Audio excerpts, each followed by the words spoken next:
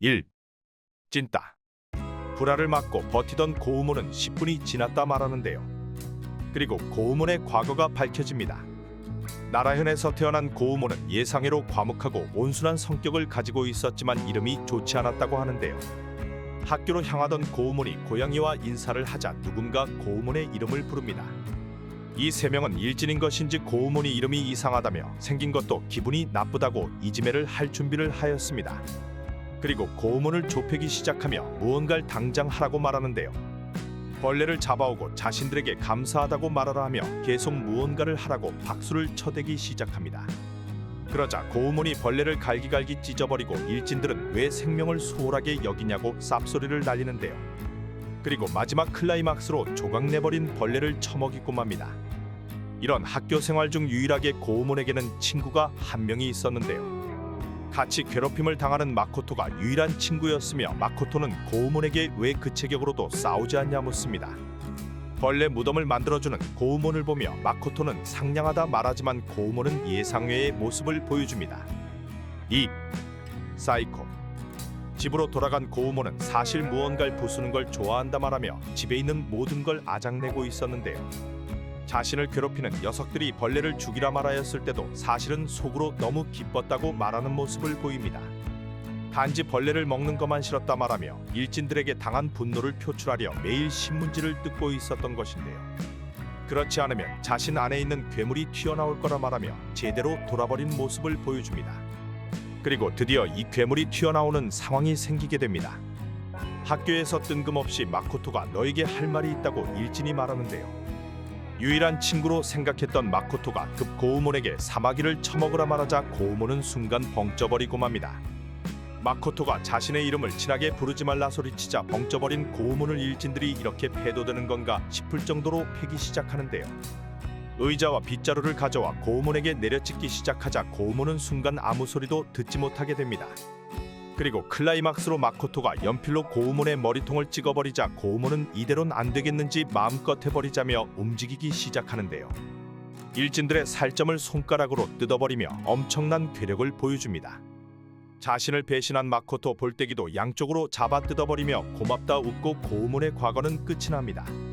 3. 좆됐다. 다시 무몬과 고우몬이 싸우는 장면으로 돌아오며 이제 고우몬이 공격을 시작하는데요. 넌 내가 의도한 곳을 정확하게 공격해온다며 고우몬은 훌륭하다 말합니다. 공격할 곳을 안다면 그곳에 힘을 집중해 막을 수 있다고 하는데요. 신이나 웃으며 무몬의 다리살을 뜯어내려 하고 자신은 어렸을 때부터 살점을 꼬집어 뜯는 걸 좋아했다고 합니다. 마치 이건 뽁뽁이 같다며 눈이 제대로 마탱이가 가버리는데요. 쉴 새 없이 무몬을 몰아붙이자 당황한 무몬은 순간 아무 곳이나 공격을 날려버립니다. 이 공격의 예상외로 고우몬이 큰 충격을 받아버리자 무몬은 아 역시 그런 것인가 하며 무언가를 깨닫는데요. 사실 앞의 공격들은 고우몬이 의도한 곳을 공격하기 만들었던 것이며 고우몬의 전략을 파악합니다. 그리고 무몬은 아 이거 참 죄송하다며 머리를 숙이는데요. 이제 전력으로 갈 거라 말하며 공격을 퍼붓다 사실 자신은 당신을 걱정하고 있었다고 합니다. 무몬은 고우몬 품으로 달려들며 고맙다 말하고 무촌내 신을 갈비에다 박아버리는데요. 고우몬의 심장이 멈춰버리고 승리를 확신하였지만 고우몬은 심장이 멈춘 채 살점을 뜯으며 움직이는 모습을 보여줍니다. 무몬은 이런 개좀비 새끼라 말하나 고우몬은 뭐가 고마운 것인지 너무 고맙다며 무몬의 볼때기를 잡는데 성공하는데요. 볼때기가 찢기기 직전 무촌내 신을 관자놀이에 세려놨는데 성공하고 무몬은 겨우 승리를 차지합니다. 그리고 쓰러져 있는 한 남자를 바라봅니다. 4. 팡. 정권을 지르면 팡 소리가 나는 카츠미가 등장하며 누군가에게 그 사건이 정말 알고 싶냐 말하는데요. 자신은 아버지라 부를 수 있는 사람이 3명이 있다 말하고 한 명은 지금의 아버지 우일석 그리고 친아버지 카츠라기 와타루 그리고 카나무라 쇼스케라는 자신의 어머니가 재혼한 아버지가 있었다 합니다. 지금 사건의 주인공은 카나무라 쇼스케였으며 과거 그는 서커스의 맹수조련사였다고 말하는데요. 돼지 한 마리를 맨손으로 죽이기도 어려운데 사자를 맨손으로 훈련이 가능한지 얘기해줍니다. 하지만 쇼스케는 달랐다며 맨손으로 사자를 교육시키곤 하였다고 하는데요. 지금 내 주위에는 사자 정도는 맨손 조련이 가능한 사람들이 꽤 있다며 쇼스케도 그 정도는 아니지만 꽤 강했던 남자라 말합니다. 하지만 쇼스케는 사자에게 빈틈을 보여 물려 죽어버렸으며 그에게는 쇼스케보다 더 강하였던 동생이 있었다고 말해주는데요. 카츠미는 작은아버지 이름을 카나무라 교타라고 말합니다. 5. 족밥. 상대가 족밥이라며 한 사내가 실실 쪼개고 있는데요. 장 로드릭스는 전 헤비급 복서였으며 2년 만에 챔피언 타이틀전을 얻게 되었지만 한 사고로 타이틀전을 놓치게 되었다고 합니다. 약을 빨아버린 한 소년이 칼을 들고 덤벼들자 펀치를 한 방 먹였을 뿐인데 사망해버리고 형무소에서 지내게 되었는데요. 이후 뒷세계에서 쌈박질을 하며 지내왔으며 날릉왕을 찾아가 유원지의 입장을 하게 되었습니다. 그리고 로드릭스 앞에 한 선수가 나타나는데요. 4발 달린 사자가 참가 목걸이를 걸고 나타났으며 이 사자를 보며 로드릭스는 당황하지만 공격할 준비를 시작합니다. 하지만 널 찾아다녔다며 한 사내가 나타나며 이 새끼 네가 내 형을 죽였냐고 말하는데요. 이 남자는 카츠미의 작은아버지 카타무라 교타였으며 사자는 카츠미의 아버지를 먹어버린 사자였습니다. 교타는 사자의 공격을 피하며 백마운틴을 잡고 초크를 시전해버리는데요. 사자가 바로 죽어버리자 장 로드릭스는 교타에게 펀치를 날립니다. 6. 또 인터뷰 장면이 나오며 이번에는 유술의 대가인 시부카와가 등장하는데요. 칸노 하야오군을 잘 알고 있다며 그에 대해 얘기를 하기 시작합니다. 신주쿠에서 한 남자가 공격을 피해대고 있으며 인간 샌드백 칸노 하야오 간판을 보게 되는데요. 킥이던 주먹이던 맞추기만 하면 된다고 하지만 아무도 칸노 하야오를 맞추지는 못하고 있습니다.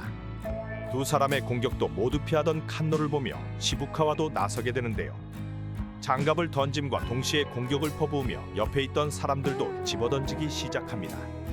엄청난 공격과 함께 칸노의 뒤를 노리나 순간 칸노는 공격을 하는 모습을 보이는데요.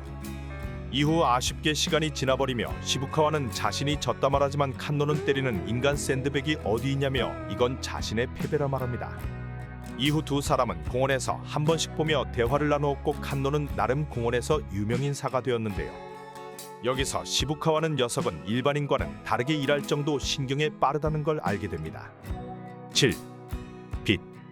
왜 공원에서 이러고 있냐며 시부카와가 묻자 칸노는 자신은 말도 제대로 못하고 빚도 있다며 할 게 이것뿐이 없었다고 말하는데요. 어찌되었건 자신도 아빠라며 아들에게 멋진 모습을 보여주고 싶다는 말을 덧붙입니다. 그리고 칸노는 야쿠자에게 불려다니며 점점 위험한 조건으로 게임을 진행했다고 하는데요. 칼날은 물론 총알을 후라이팬으로 막는 등 미쳐버린 깡따구를 보여주었습니다. 그리고 빚을 전액 삭감하는 조건으로 한 사내와 게임을 한다는 조건을 받아들였다고 하는데요. 여기서 이페인으로 시부카와에게 부탁을 하며 자신과 싸우게 될 상대는 야나기 류코라고 말합니다. 그리고 시부카와는 표정이 굳어버리네요. 8. 암살자. 리무진이 도착하며 야나기 류코가 내리는데요.